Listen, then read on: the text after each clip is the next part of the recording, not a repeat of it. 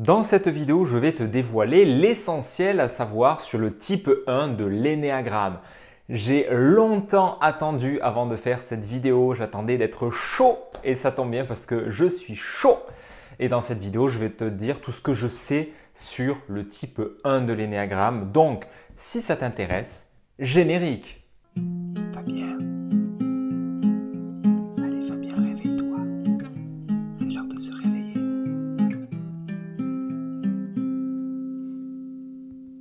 J'ai longtemps attendu avant de faire ces vidéos parce que je voulais vraiment comprendre chaque type en profondeur, en connaître plusieurs, discuter avec eux dans la vraie vie, en voir dans des films, dans des séries, bref, dans la fiction autant que dans la réalité, regarder des discours. Bref, je me suis imprégné de beaucoup de types, de tous les énéatypes afin de faire cette série de vidéos et on commence par le type 1. Donc, c'est parti. Juste avant de te parler des caractéristiques exactes du type 1, quelques brefs rappels sur les caractéristiques d'un énéatype. L'énéatype, c'est une personnalité, c'est-à-dire que c'est une structure psychique qui se définit selon un certain nombre de mécanismes qu'on va voir juste après. En énéagramme, on parle de la compulsion, du mécanisme de défense, de la passion et de la fixation. Il y a d'autres concepts, bien sûr, il y a les sous-types, il y a les contre-passions, contre-fixations. Pour aujourd'hui, on va faire simple. On va parler des basiques. La compulsion. La compulsion, c'est ce que l'individu, ce que la structure égotique de l'individu ne peut pas traiter. C'est-à-dire que quand l'individu est confronté à sa compulsion,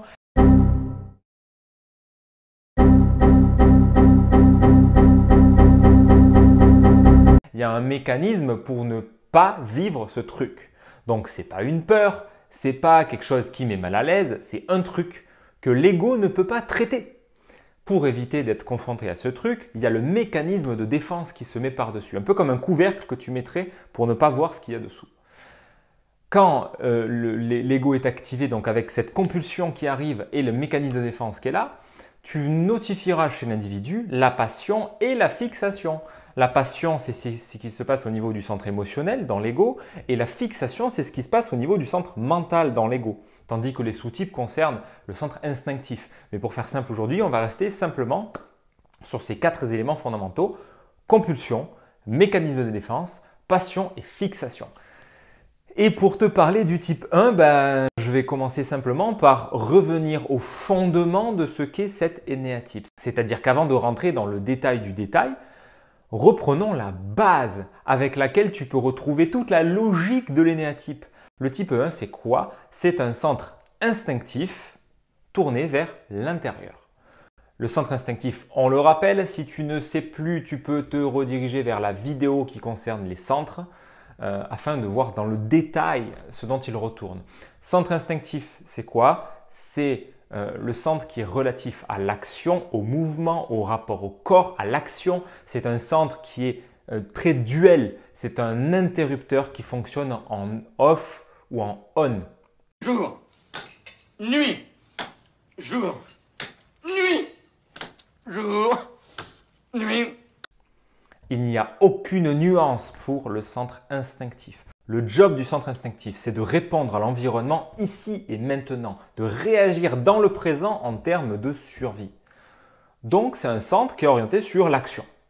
Les problématiques des personnes qui ont un centre préféré instinctif vont être le contrôle, le lâcher-prise et la thématique de la colère.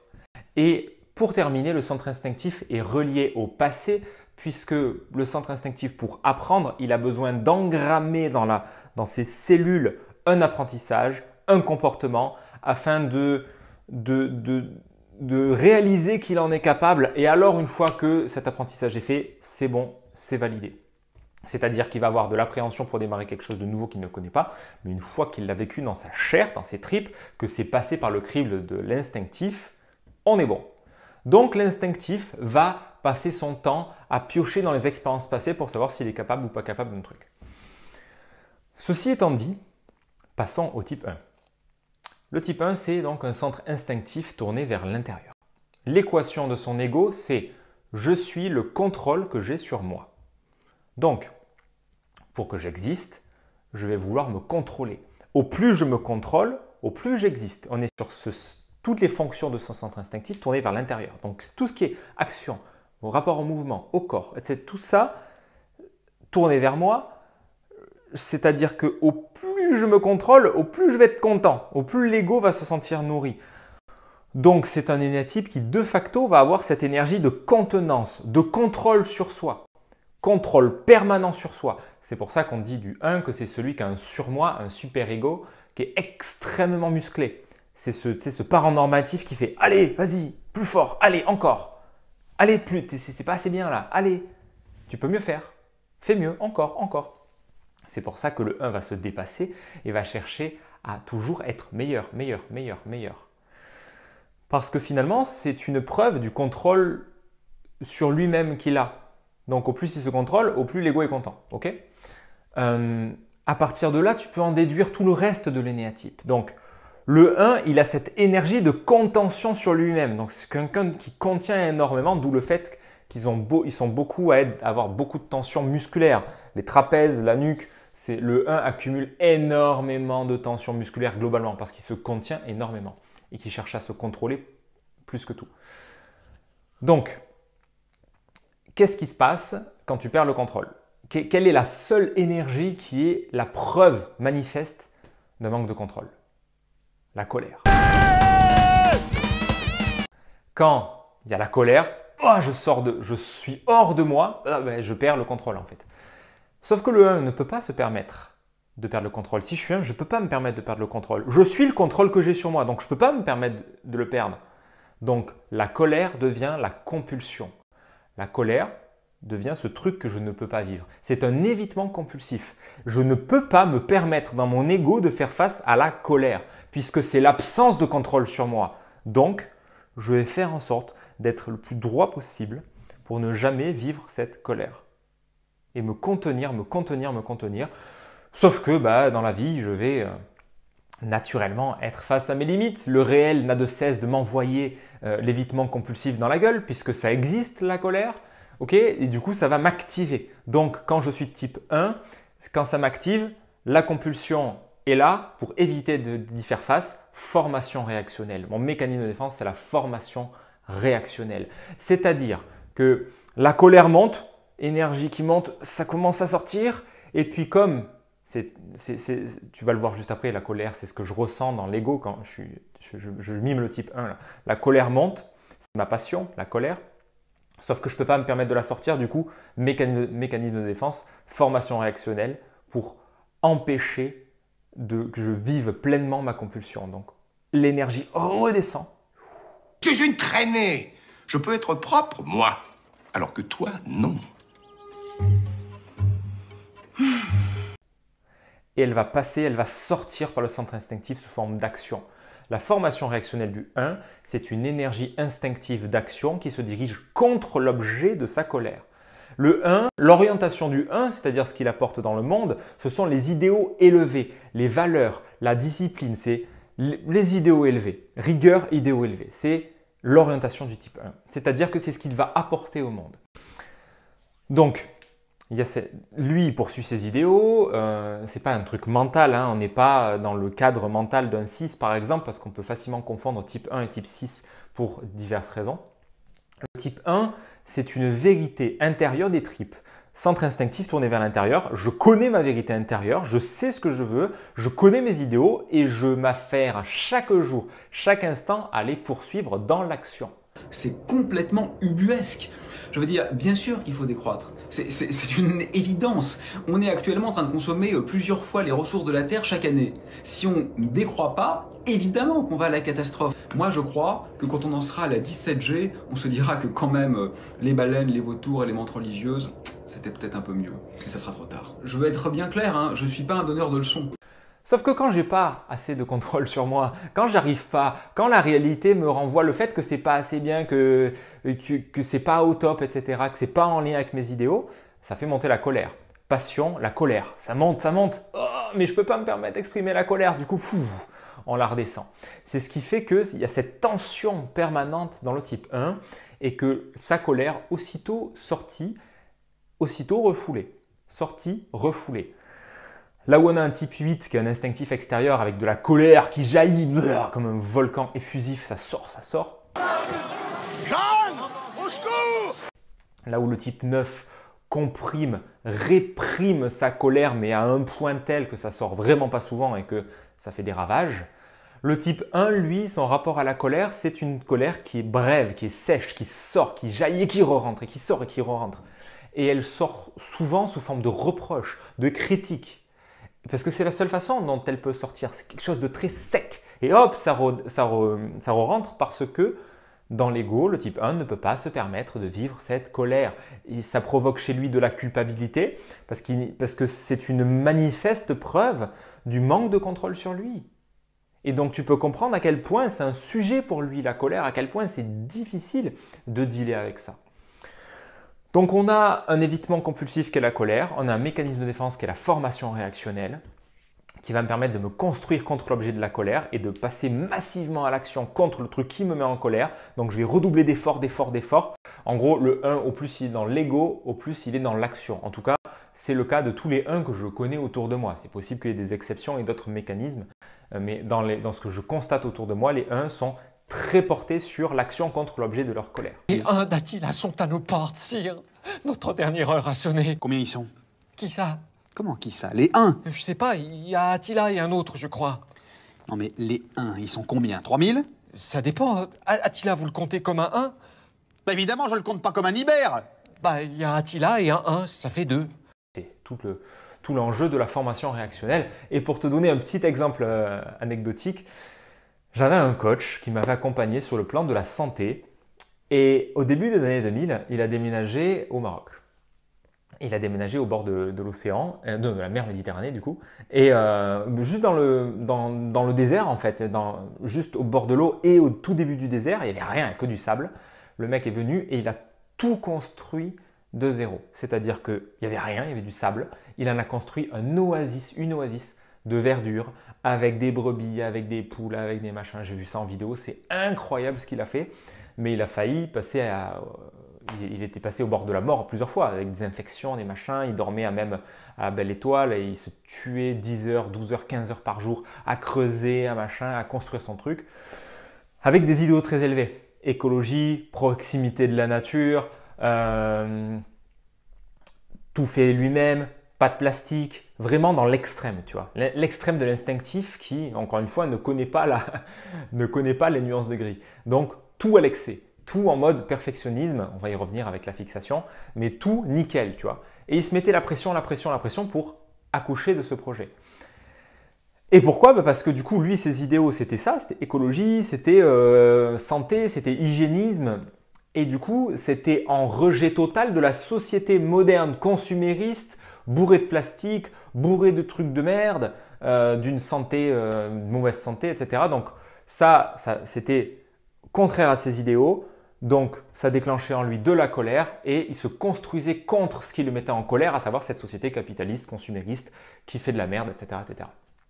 Pour lui, faire quelque chose d'immaculé, de super, de nickel, qui sort du désert avec zéro déchet, tout sur place, avec que des produits de qualité, que du local, zéro produit importé, bref. Voilà une petite illustration de la formation réactionnelle. Alors si tu es type 1, si tu connais des types 1, mets-moi en commentaire des exemples de formation réactionnelle que tu as vu. C'est souvent un concept qu'on a du mal à comprendre. J'ai mis longtemps avant de le piger ce truc-là, mais jusqu'à en fait demander autour de moi au 1 que je connais vraiment comment ça se manifeste. En fait, il y a cette énergie de colère qui monte, il y a comme quelque chose qui bloque où elle est refoulée, pas réprimée, refoulée aussitôt pour sortir par l'action. Et le 1 ne peut pas faire autrement que d'être victime de son action compulsive. J'ai un autre pote comme ça qui est 1. Quand il est agité dans son ego, c'est le moment de partir. Et il devait partir avec sa chérie pour un rendez-vous, pour un truc. Et puis, juste au moment de partir, en fait, il se retrouve à nettoyer un petit truc, à s'agiter dans tous les sens pour nettoyer les rebords de fenêtres, tu vois, alors qu'ils étaient en retard déjà. Dédicace, Paul, si tu nous regardes. Et du coup, tu vois, quand on est dans l'ego, il n'y a plus de liberté. C'est-à-dire que tu n'as pas le choix de faire autrement que tes mécanismes. Et pour le 1, du coup, c'est la formation réactionnelle. Donc, si tu es 1 et que tu vois ça chez toi, déjà, ça va te demander beaucoup de douceur, d'amour, de patience, de présence pour regarder ça chez toi et d'avoir juste de la bienveillance parce que tu ne peux pas faire autrement. Quand tu es dans ces moments, tu ne peux pas faire autrement. Donc, on a parlé de la compulsion de colère, de la formation réactionnelle qui est le mécanisme de défense, de la passion qui est la colère, qui est ce qu'il ressent tout le temps parce que sans cesse le 1 voit ce qui est incorrect, il a un radar à voir ce qui ne colle pas dans le monde, ce qui n'est pas OK selon ses idéaux à lui. Du coup, il veut tout corriger, il veut tout régler et c'est toujours seulement en colère, en colère, en colère. Sauf que c'est le seul énéatype qui a comme même élément dans la colère en passion et en évitement compulsif. Donc, il a ce paradoxe où il a ce truc qu'il ressent tout le temps et en même temps, il ne peut pas se permettre de le ressentir et de l'exprimer. Donc, c'est pour ça que ça sort de façon brève, de façon très sèche, très critique et qu'il ne faut pas forcément le prendre pour toi parce que le 1 ne peut pas faire autrement en fait. C'est son fonctionnement automatique. Ça ne veut pas dire qu'il ne peut pas faire autrement. Il n'y a pas que l'ego dans la vie, il y a aussi l'essence. C'est tout l'enjeu des naissance. OK ? Et on a la fixation de perfectionnisme, c'est-à-dire que certaines écoles appellent le 1 le perfectionniste. Mais ce n'est pas tant qu'il aime le goût des choses bien faites et qu'il faut absolument machin. C'est surtout que le perfectionnisme, c'est un comportement. Là, chez le 1, c'est la fixation de perfectionnisme. Tout le monde peut être perfectionniste. Mais le 1, il est perfectionniste dans sa fixation parce que c'est l'aboutissement du contrôle qu'il a sur lui. Imagine-toi, je suis mon centre instinctif, tourné vers l'intérieur, je dois me contrôler, je suis ce que je contrôle de moi. Donc je veux me contrôler toujours plus, toujours plus, toujours plus. Donc au plus je fais, au plus je peaufine, au plus je vais dans l'excès de l'action, au plus je vais jusqu'au bout du bout du bout du bout, au plus c'est la preuve que je me contrôle, donc au mieux c'est. La fixation de perfectionnisme, c'est donc ce radar à voir toujours ce qui peut être amélioré. Donc, il va s'occuper de vraiment améliorer le poil de cul du truc, etc. Et c'est vraiment l'amélioration en tant que telle qui est une finalité pour le 1. Parce que c'est la validation du contrôle qu'il a sur lui. Pour lui, ça ne le choque pas que ce soit incroyable, que ce soit… Enfin, les autres vont lui dire « mais c'est un truc de fou ce que tu fais ». Il va dire « bah non, non ». C'est juste mes idéaux, quoi. Mais ça le choque pas, ça impressionne les autres parce que lui, mais il s'est tué quand tu regardes, quand je regarde ce qu'a fait mon ancien coach sur le plan de la création, créer une oasis comme ça de verdure avec des animaux, avec énormément de légumes qui ne poussent pas normalement dans le désert, avec des arbres, avec des trucs de fou. Mais c'est impressionnant. Mais pour lui, c'est normal puisque c'est son ego qui a œuvré à ça et qui ne peut pas faire autrement. Donc quand tu as un Mike Horn qui dit bah, comment tu fais pour faire quand on lui demande comment tu fais pour faire tous ces trucs là, c'est ouf quand même. Bah, le 1 va te répondre bah, il suffit de te lever et y aller. Bah non, il suffit pas de te lever et y aller. Et tout le monde n'est pas type 1, je suis pas type 1. Il n'y a que le 1 qui va comprendre ce langage et qui va juste dire ah bah oui c'est vrai, il faut juste que je me lève et que j'y aille. Ben ouais, mais ça c'est quand tu es un centre instinctif préféré. C'est pour ça que les solutions magiques où on te dit « Ah ben fais ça, c'est comme ça », c'est de la merde parce que c'est pas adapté à toi et que si tu n'es pas type 1, les stratégies de 1, ça ne va pas marcher. Parce que le 1, c'est un instinctif pur et que lui, il a de la facilité pour se mettre en mouvement et à bourriner sur tout ce qui est en lien avec ses idéaux. Okay, il va se tuer à la tâche, il va suer sang et eau à la poursuite de ses idéaux, le 1. C'est un instinctif, rien ne l'arrêtera. Il y a beaucoup plus de valeur en fait de faire des choses qui est plus difficile à faire parce que c'est fait par moins de gens. C'est-à-dire que nous, on vit souvent juste des encarts de notre vie où on fait des choses qu'on a envie de faire, mais notre vie n'est pas équilibrée. Et dès qu'elle n'est pas équilibrée, c'est là où il faut trouver la motivation de vivre parce qu'elle n'est pas intéressant, la vie n'est pas intéressante. Et c'est pour ça, moi, je pense que la motivation, c'est la plus grande connerie que des Américains ont inventé. Mais pour moi, dans la vie, je crois dans une discipline de vie. Et quand on est discipliné, c'est là où on peut devenir motivé. C'est un travers en discipline. Moi, à l'intérieur, l'attente, à moins 50, à moins 60, je ne suis pas motivé pour sortir, pour tirer un luge qui pèse 250 kilos. Mais je suis discipliné. Et avec cette discipline, je deviens motivé et j'ai une pensée positive parce que j'avance. Et il va être, comment dire, il se fiche un peu du regard des autres. C'est-à-dire qu'il peut y être sensible. Le 1, il a un centre émotionnel comme tout le monde. Il peut être sensible à ça. Mais ce qui compte plus que tout, c'est son centre instinctif. C'est sa vérité intérieure. Sa vérité vient des tripes. Donc à la limite, ce que les autres peuvent dire, c'est surtout ce que lui sent qui est important. C'est ce qu'il sent au fond de lui qui est important. Le 1, ce qu'il veut, c'est être une bonne personne. Il va tout faire pour être du bon côté. Et il va tout faire pour éviter d'être du mauvais côté. Il ne veut pas être une mauvaise personne. Il a peur de ne pas être intègre, de ne pas être assez bien. Donc il y a vraiment ce truc bonne personne, mauvaise personne qui est très visible chez le 1, après duquel il peut petit à petit s'affranchir lorsqu'il va franchir des niveaux de conscience. Mais très souvent, tu vas retrouver cette notion de bien-mal chez les 1, cette notion d'être une bonne personne, et ça va être difficile pour lui de dépasser ce truc-là et de penser autrement, de penser système, de penser au-delà du bien du mal et de penser en puissant notion de mon avis, ton avis, la notion de référentiel, la notion de besoin, d'écoute de tout le monde, etc. pour vraiment tempérer, parce que le 1 peut avoir des avis extrêmes. Et peut être extrême dans ses comportements parce qu'on l'a dit, l'instinctif ne sait pas faire les choses à moitié. L'instinctif, il fait ou il ne fait pas. Il aime ou il déteste, mais il n'est pas en demi-molle entre les deux. Cette vidéo, elle s'adresse à tous ceux pour qui on a posé un diagnostic de cancer. Ce que tout patient qui est atteint de cancer devrait savoir, c'est que la chimiothérapie ne marche pas. Des traitements qui sont totalement inefficaces et qui vont les conduire à la mort si leur système immunitaire n'est pas à la hauteur. Les chimiothérapies n'apportent rien, totalement inefficaces, qui est d'une efficacité extrêmement douteuse. Ça marche pas et les chiffres sont là. Il polarise et il se positionne. Ça va trancher, chérie. Mais non, qu'est-ce que tu fais? Il faut dire ça va couper, chérie. Tu peux imaginer qu'avec un tel contrôle qu'il veut sur lui-même, ça lui occasionne vraiment de la pression. Le 1 est un tyran envers lui-même. Dans l'ego, le 1 se lâche jamais la grappe. Il se fout une pression dingue qui peut lui mettre une anxiété considérable sur le dos.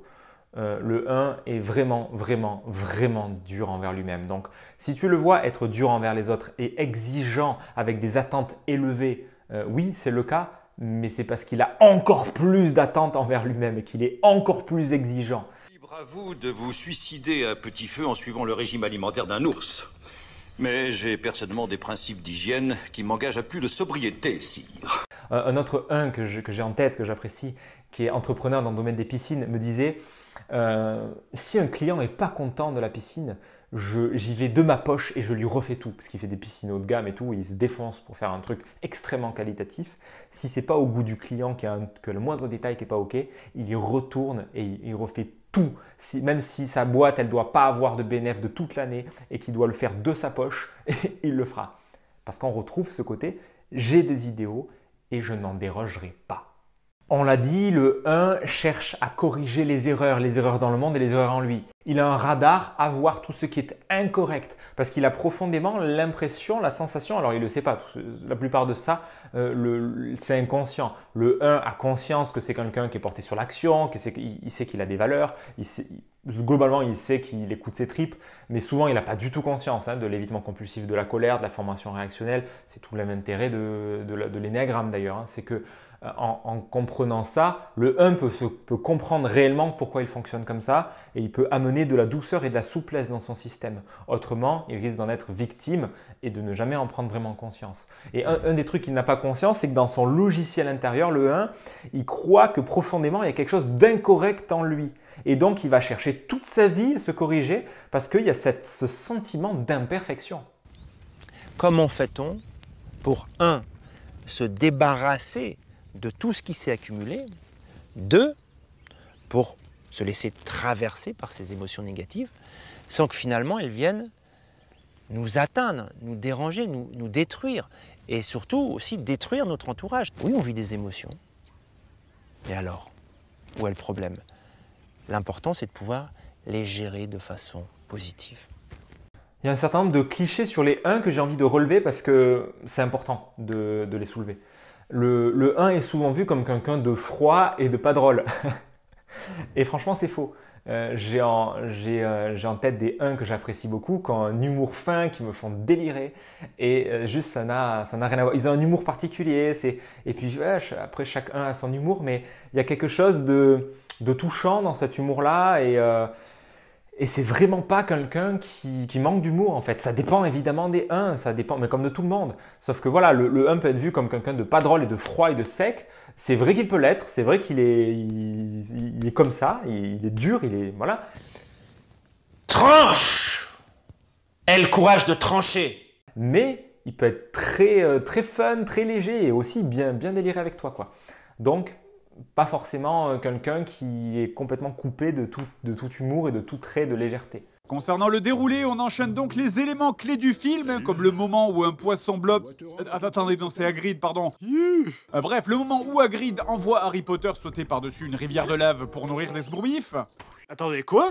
Mais qu'est-ce que c'est que cette horreur? Sérieusement, on dirait une MST qui a pris vie. Bref, et tout ça évidemment entrecoupé de cette ambiance magique qui nous rappelle l'agitation de Poudlard.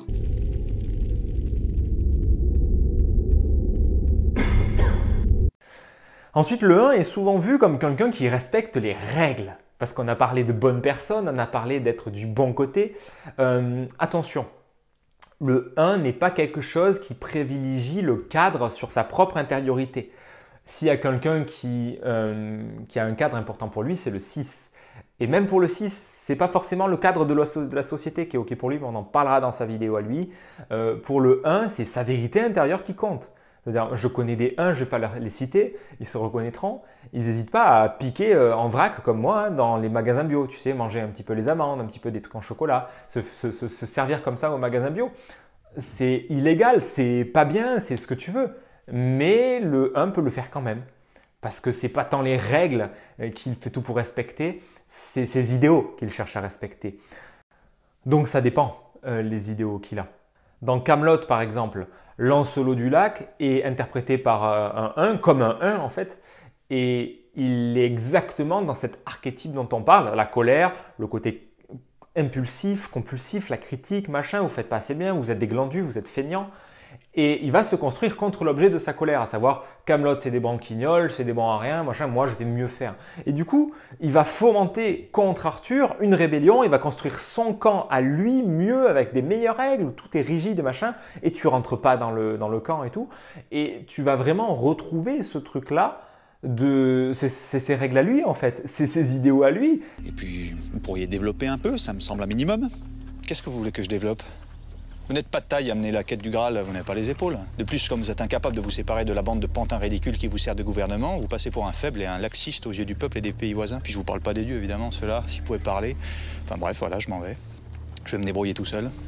Et même tout nué sur un pied, j'irai toujours 100 fois plus loin que vous et votre risible compagnie de crétins. C'est pas du tout ce qui est bien ou ce qui est mal dans l'absolu. Seulement, si les idéaux du 1 sont en lien avec la société, on respecte bien les machins, la vitesse à laquelle on roule, le parking, enfin, toutes les règles de la société bien carrées, bien machin, eh bien, si ça colle, alors très bien, le 1 va respecter. Mais si sa vérité intérieure et ses idéaux élevés sont autrement que ça, il va s'autoriser à transgresser en fait. Parce que ce qui compte, on l'a dit, c'est sa vérité intérieure. Il va se battre bec et ongle toute sa vie pour poursuivre ses idéaux dans la matière. Dans le système du 1, tu comprends bien qu'il s'agit de toujours progresser pour être une meilleure personne et au plus je peux mesurer ses progrès au quotidien, au plus je suis content parce que dans l'ego, bah, effectivement, je vois qu'il y a du mieux et du coup, l'ego existe de plus en plus. Bon, tu constates bien que comme tout ego, celui du 1, il se mord un peu la queue, c'est-à-dire que le monde lui renvoie sans cesse qu'il y a de l'imperfection partout, ça le met en colère et cette colère est la preuve de manque de contrôle sur lui parce qu'effectivement il ne peut pas tout contrôler, ce qui lui renvoie sa profonde impuissance au fond à changer quoi que ce soit. Et du coup, ça va lui demander beaucoup d'espace en lui, de douceur pour pouvoir accueillir son imperfection et pouvoir faire autrement. Et du coup, il va basculer plus dans l'essence et dans l'essence, la passion va devenir la vertu et la fixation va devenir l'idée supérieure. Du coup, il va passer du perfectionnisme à la perfection, c'est-à-dire la perfection de ce qui est. Au lieu de vouloir tout corriger, vouloir tout faire mieux, il va voir ses limites et il va accepter les choses telles qu'elles sont beaucoup plus et être plutôt dans constater déjà la perfection de la vie lorsqu'il s'intègre. Et du coup, de la même façon, dans le centre émotionnel, on va avoir la passion de colère qui fait place à la vertu de sérénité. Et du coup, il va savoir s'apaiser au lieu de toujours basculer et partir en formation réactionnelle, en mode bourrin pour corriger lui-même et le monde, quitte à être un tyran envers lui-même et envers les autres. Il va s'autoriser à se poser, à respirer, à péter un coup et à être beaucoup plus serein. Évidemment, c'est pas on-off, hein. L'intégration, c'est un long chemin, il y a des rechutes, ça va, ça vient. Mais au plus le 1 va être lucide sur ses fonctionnements et au plus il va s'autoriser à faire autrement lorsqu'il a assez de ressources, au plus il va spotter ses mécanismes en temps réel ou en décalé, au plus il va pouvoir voir comment il fonctionne et du coup se donner cette souplesse et cette douceur qui va l'aider à agir différemment.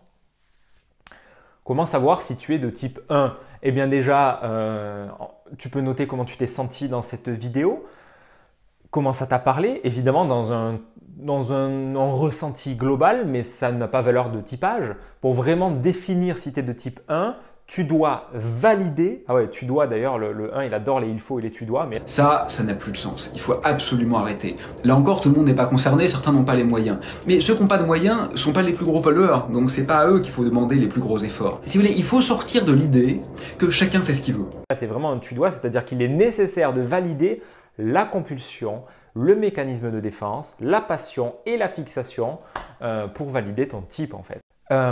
Pour éviter de tomber dans un biais de confirmation, et j'en parle à Tire-Larigot sur Épanescence, tu peux voir les liens en description, la vidéo qui s'affiche là avec la fiche pour regarder la vidéo concernée pour apprendre à mieux te typer.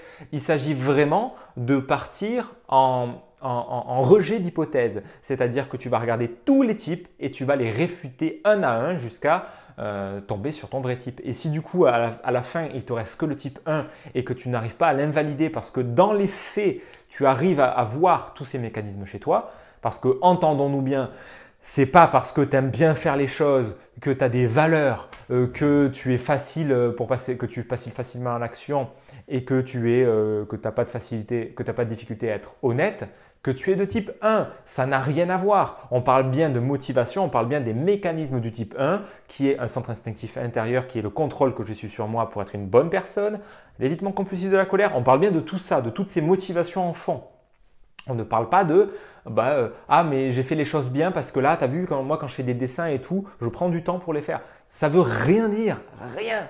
Donc, prends le temps, les raccourcis en énéagramme te mèneront à un seul endroit, nulle part, impasse. Donc, si tu veux vraiment utiliser l'énéagramme à des fins pertinentes pour toi, pour tes proches, pour tes clients, pour qui sais-je, prends le temps de creuser le modèle, prends le temps de t'approprier chaque énéatype pour vraiment le comprendre, comprendre le fonctionnement et voir si chez toi, au-delà du fantasme que tu as de toi, au-delà de ce que tu as l'impression que tu es, de regarder réellement si tu es de type 1, si tu fonctionnes comme un type 1.